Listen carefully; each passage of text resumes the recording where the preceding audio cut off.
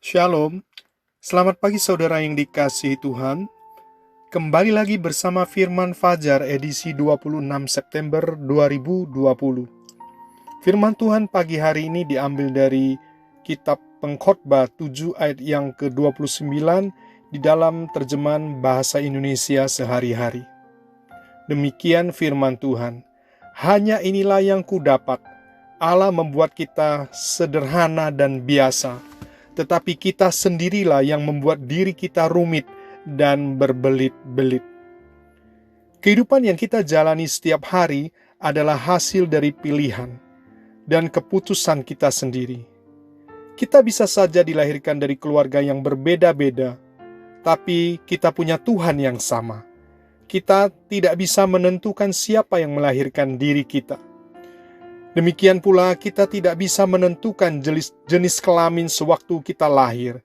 Namun kita punya peluang yang sama untuk menikmati hidup yang luar biasa indah. Orang terkaya di dunia, Bill Gates, pernah berkata, kita bisa saja lahir dalam kemiskinan, tetapi alangkah bodohnya jika kita meninggal dalam kemiskinan. Jika kita hari ini diberkati dengan harta benda yang melimpah, kita dapat memilih kehidupan yang mewah atau sederhana. Kesederhanaan di sini bukanlah hidup miskin dan tak berdaya, namun hidup apa adanya dan bersyukur kepada Tuhan. Saya sering mengamati penampilan orang-orang kaya di dunia ini. Mereka hidup dalam kesederhanaan. Bukannya mereka tidak bisa membeli ini dan itu.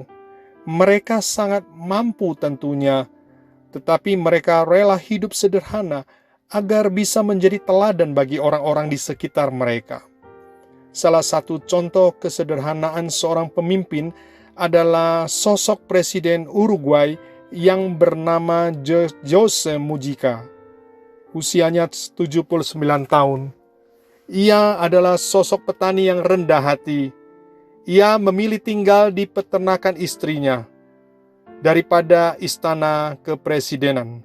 Sebanyak 90% gajinya yang totalnya sebesar 167 juta per bulan disumbangkan untuk organisasi yang menyediakan rumah bagi warga miskin dan membiayai gerakan partainya. Jose berkata, orang miskin bukanlah seseorang yang memiliki sedikit harta, tetapi orang yang selalu membutuhkan lebih dan lebih lagi. Saya tidak hidup dalam kemiskinan. Saya hidup dalam kesederhanaan. Hanya sedikit yang saya butuhkan untuk hidup.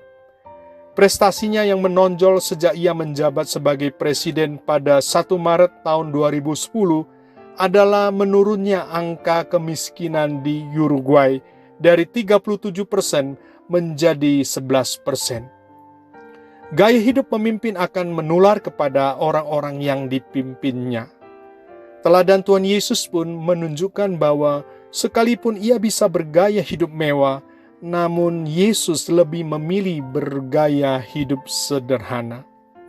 Bagaimana dengan gaya hidup kita? Apakah benda-benda yang dimiliki teman-teman kita membuat kita minder bila kita tidak memilikinya? Apakah harga diri kita turun jika tidak memakai barang bermerek terkenal?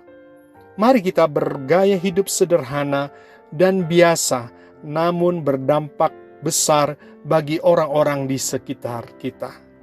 Selamat pagi saudaraku, selamat beraktivitas, Tuhan Yesus memberkati.